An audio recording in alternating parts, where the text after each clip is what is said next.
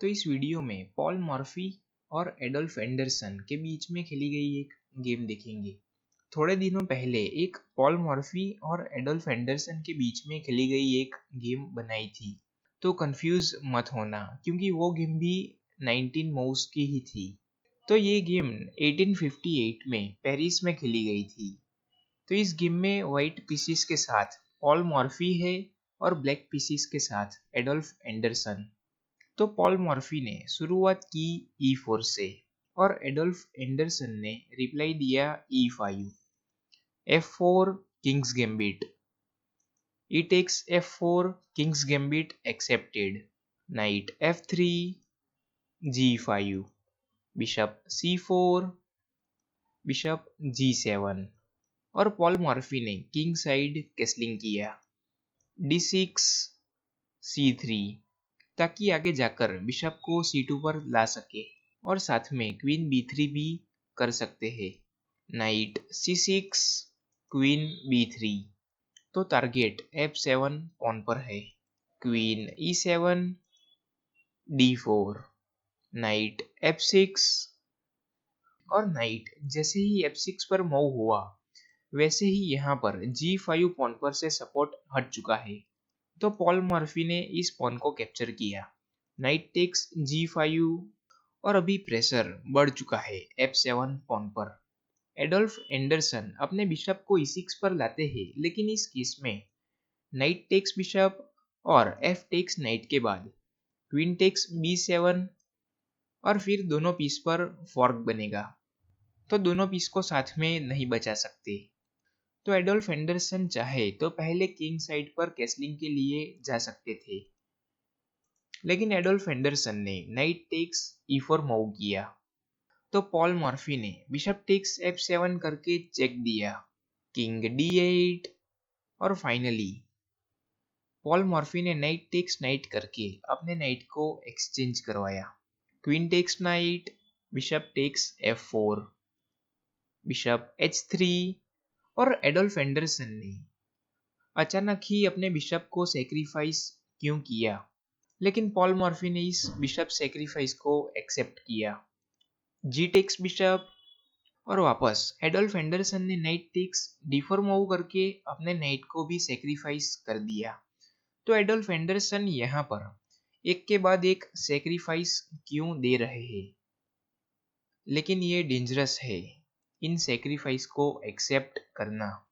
अगर Paul Morphy इस night को कैप्चर करते हैं तो बिशप टेक्स D4 और फिर किंग के पास कोई मूव है ही नहीं, और फिर रुक को F2 पर लाते हैं तो चेकमेट ही आ रहा है।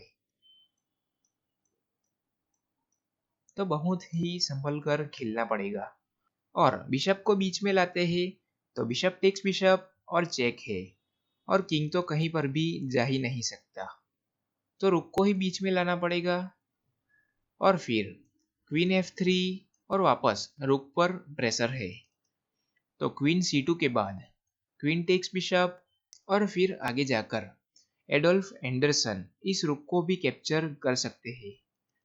तो पोजीशन थोड़ी बिगड़ जाती अगर सेक्रीफाइस को एक्सेप्ट करते हैं तो इसी वजह से नाइट टेक्स D4 के बाद पॉल मॉर्फी ने इस नाइट सेक्रीफाइस को एक्सेप्ट नहीं किया और पहले नाइट D2 मूव किया, और साथ में क्वीन पर भी प्रेशर है।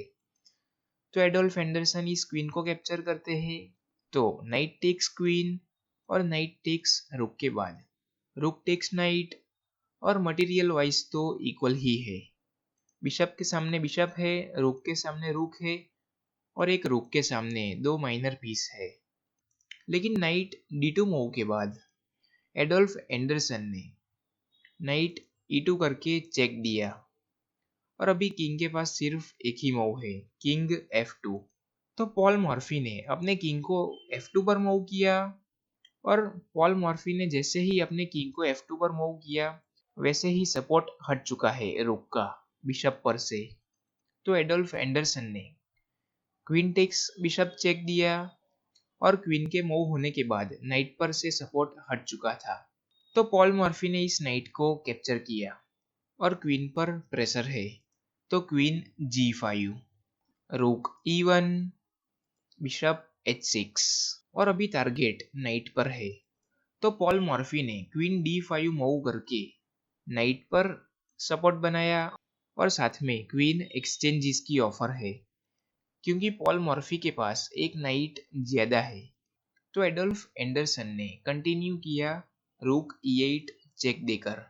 और एक बात खास ध्यान रखिए, ये बिशप रुक को कैप्चर नहीं कर पाएगा, क्योंकि बिशप से रुक को कैप्चर करने के बाद क्वीन पर से सपोर्ट हट जाएगा और पॉल मॉर्फी की क्वीन जा सकती है। तो बहुत ही संभल कर खेलना पड़ेगा अभी भी। तो पॉल मॉर्फी इस रुक को कैप्चर नहीं कर सकते क्वीन की वजह से। तो पॉल मॉर्फी ने पहले अपने किंग को D1 पर मूव किया और किंग D1 मूव के बाद एडोल्फ एंडरसन ने रिजाइन ही कर दिया। तो रिजाइन की वजह यह है कि अभी डबल थ्रेट है, रुक पर भी प्रेशर है और साथ में क्वीन एक्सचेंजेस की ऑफर है और पॉल मॉर्फी के पास एक नाइट ज्यादा है। तो एडोल्फ एंडरसन एक्सचेंजेस करवाने जाते हैं।